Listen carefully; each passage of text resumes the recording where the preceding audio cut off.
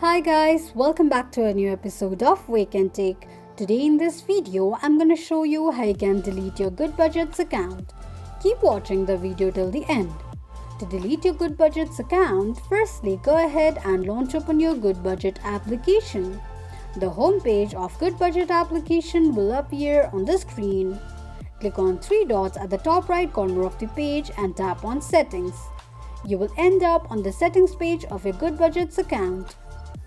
Click on Manage Household on the web and on the next page, click on Turn Off Account option. Click on Turn Off Accounts once again. This is how you can delete your Goodbudget account quickly and easily just in few steps. If you have any thoughts or queries, let us know in the comments section. Don't forget to subscribe to our channel. Also press the notification bell icon so that YouTube will notify you whenever we post a new video. I hope this video was helpful to you. Thank you so much for watching.